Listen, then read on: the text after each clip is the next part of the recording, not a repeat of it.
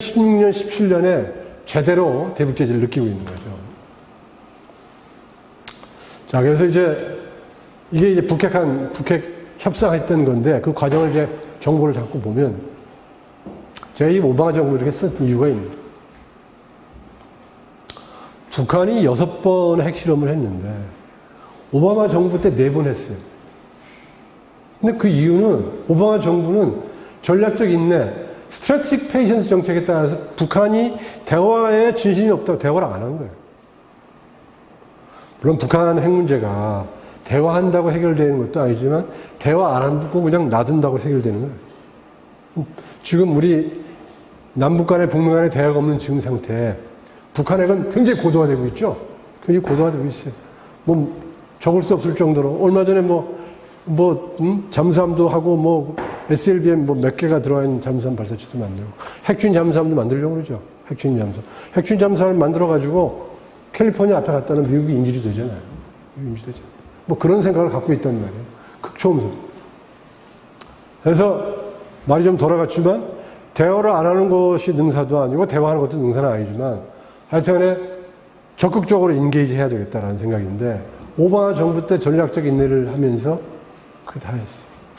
북한이 이제 쭉 과거에 2010년 오바마 정부 기간에 여비오 우란 농축소 정식 공개하고 이의구 합의 파기하고 헌법 서문에 핵 보유기단 넣고 경제건설 핵력 병진노선도 표기하고 그다음에 핵보유지휘 공부와 법도 만들고 별짓 것을 다 했어요. 최근까지도 2020년까지도 핵을 쓸 수 있는 체계를 법적 체계를 갖춰왔죠. 오바마 정부의 이제 트럼프 정부가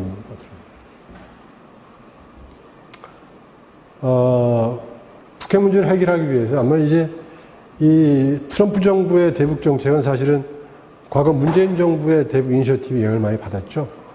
저도 그때 국가안보실에 근무를 했었는데 우리 정영 실장하고 서훈 국정원장하고 같이 가서 북한을 설득하고 그래서 2018년 남북회담이 2018년 4월과 9월에 있었는데 그 중간에 싱가포르 회담이 있었죠. 싱가포르 회담에서 6가지 합의를 하고 미국의 안전 제공하고 북한은 비핵화 공약하고 새로운 북무관계 수립하고 평화체제 구축하고 이런 거예요. 그 6개 항인데 항상 나오는 게 안전보장. 그러면 이행하고 한반도 평화체제 구축 이런 식으로 북한이 이제 자기 안전을 확보하는 그러면서 미군 유해방 같은 거 이렇게 그냥 덤을 하나 들어간 거죠. 그러면서 이제 북한은 굉장히 기대를 많이 했죠. 2018년 남북회담 2번, 정상회담 2번, 정상회담 3번, 그다음 싱가포르 회담을 통해서 하노이에서 이제 회담을 통해서 문제를 해결하려고 했는데 굉장히 컸죠. 아까 제가 북한의 핵심적인 제재는 2016년, 17년에 됐다고 그랬는데 북한으로서는 우리 플루토늄 만드는 장치가 있는 영변 핵시설을 포기하겠다.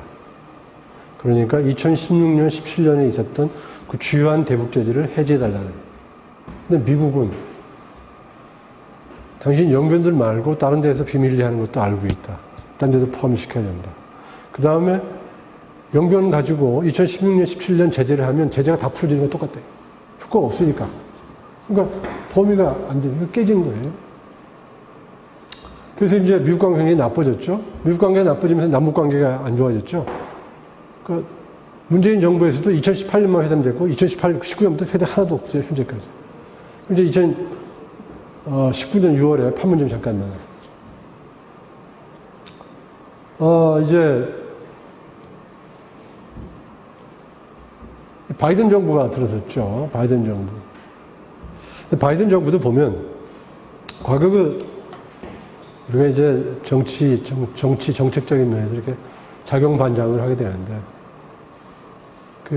트럼프 대통령 당시에 있던 참모들이나 그런 얘기를 들어보면 트럼프 대통령이 사실은 북한과 미국 간의 핵 문제에 관해서 진정한 합의가 어렵다는 걸 알고 있었다고 그래요. 근데 트럼프 대통령이 계속 여러 가지 문제점이 많았잖아요. 특히 스캔들 이런 거. 그런 것들 때문에 아마 그런 거에 영향을 받는 고려를 많이 했다고 그래요.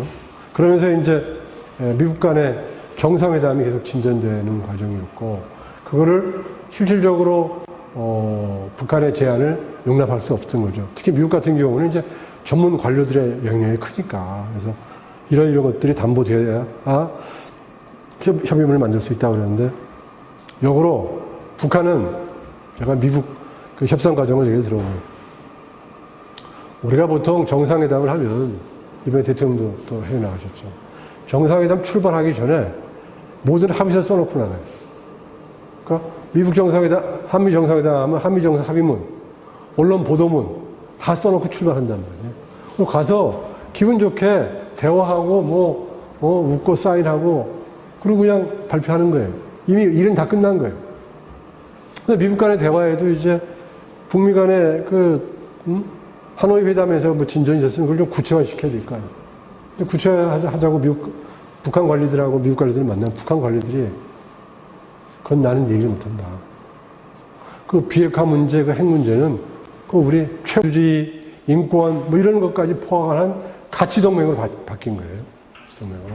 그래서 작년에 바이든 대통령이 왔을 때 한미 동맹은 평화 안보를 위한 핵심 축이다. 그 다음에 한국과 미국이 경제 기술 분야의 전략적 파트너십을 맺는다. 한반도를 넘어서 글로벌로 가치 문제에 참여하겠다는 거죠. 저거 굉장히 위험한 거죠. 여러분들 대부분 정치학 들어봤겠지만 동맹이라는 게 좋기도 하지만 위험해요. 그 동맹이라는 게 중요한데 방기라는 건 뭐냐면 어벤던이라는 말 알죠? 버려버리는 거예요. 우리가 한미 동맹인데 이제 과거 한반도 지키는 거에서 글로벌 전략동맹, 글로벌 포괄적인 전략동맹, 글로벌 문제, 예를 들면 이라크 전쟁 또 우리 도왔죠. 아프가니스탄 전쟁, 그 다음에 이제 우크라이나 전쟁, 미국이 협력을 돕잖아요. 근데 예를 들어서 우리는 한미 동맹이다 그러는데 이라크전 우리 중동 문제 때문에 안 된다.